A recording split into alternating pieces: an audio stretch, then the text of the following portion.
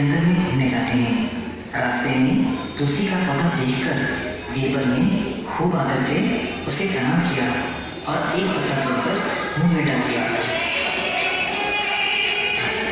बीरबल, इस पौधे को तुमने प्रणाम क्यों किया और इसका पत्ता क्यों खाया तुमने? जहापना, ये हमारी तुलसी माँ है।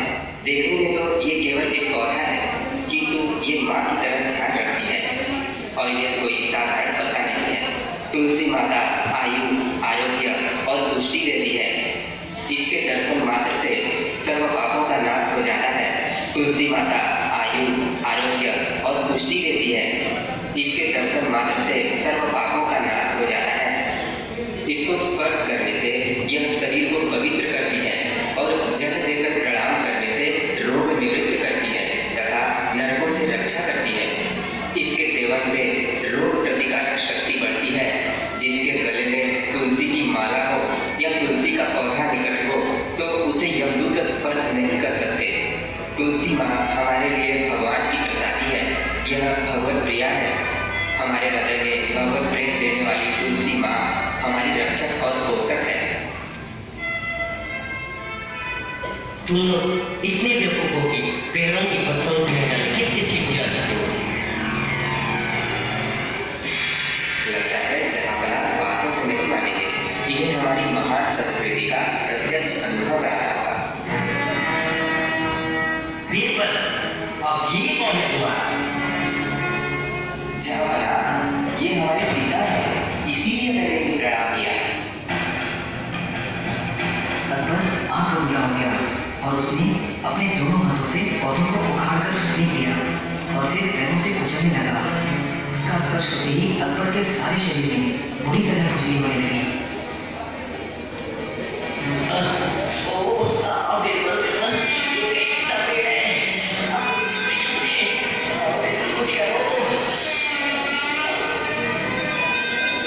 सरकार, आपने पहले हमारी माता का अपमान किया था।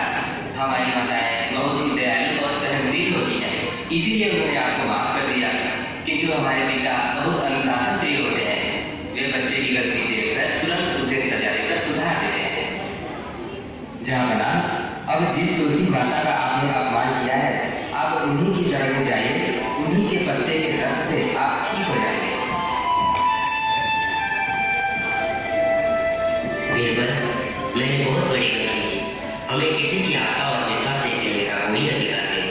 आज से मैं कभी भी किसी के भी देवी देवता का अपमान न करने की प्रतिज्ञा करता हूँ।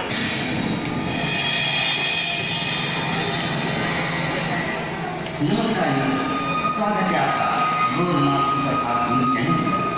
आज हम फिर से लाए हैं आपके सामने गोलमाल न्यूज चैनल की गर्मा-गर्म खबर। आज जहापना अकबर से अनजाने में तुलसी माँ का अपमान हो गया तो तुरंत ही उन्हें अपनी गलती का एहसास हुआ और उन्होंने किसी संत अथवा देवी देवता का अपमान नहीं करने की प्रतिज्ञा ली। मगर बड़ा सवाल यह है कि क्या सच में आज भी ऐसी प्रतिज्ञा ली जा सकती है? आइए हम बात करते हैं कार्यक्रम में सम्मिलित हुए इन कुछ बच्चों से और जानेंगे उनके विचार। आखिर उनको क्या जरूरत लगी ऐसे कार्यक्रम करने की? बच्चों, आप किस स्कूल में पढ़ते हो? हम गुरुकुल में पढ़ते हैं। गुरुकुल? आपके यहाँ स्कूल को गुरुकुल कहते हैं? भैया, जहाँ विद्यार्थी जीवन को सफल करने के लिए लौकिक शिक्षाओं के साथ तन तंदुरुस्त, मन प्रसन्न और बुद्धि में बुद्धिदाता का प्रकाश होने की शिक्षा भी दी जाती है, उसे गुरुकुल कहा जाता है। हम ऐसे आदर्श संत श्री आसाराम जी बापू के गुरुकुल में पढ़ते हैं। और आप किस स्कूल में पढ़े हो? Charlie Chaplin English school. छोड़ो ये सब, अब ये बताओ बच्चों, ये तुम क्या कर रहे हो? हम आज यहाँ पर 25 दिसंबर को तुलसी पूजा दिवस मनाने के लिए सबको प्रेरित कर रहे हैं। वो क्यों? हमारी संस्कृति में तुलसी को माता कहा जाता है।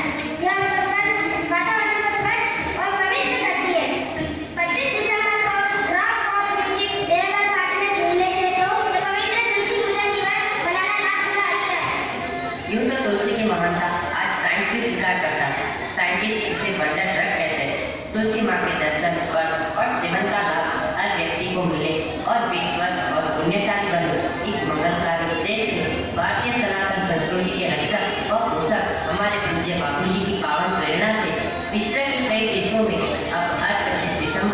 तुलसी पूजन दिवस के रूप में मनाया जाता है और साथ ही किया जाता है घर घर तुलसी लगाओ अभियान।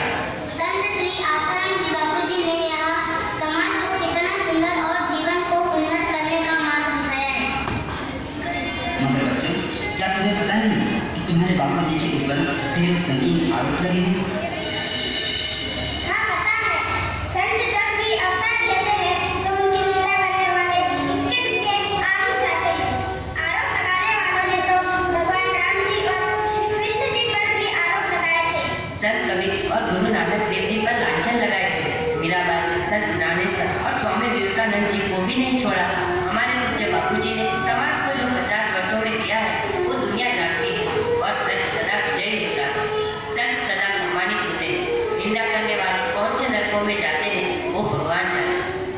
हमें गर्व है कि हम बापू जी के बच्चे हैं। बापू जी हमारे सच्चे हैं और हमारा बार बार हजार बार प्रणाम है, वंदन है हमारे ऐसे विश्व के पूज्य बापू जी को, जिन्होंने अपने जीवन का कण कण और क्षण क्षण विश्व मानव के कल्याण में लगा दिया है।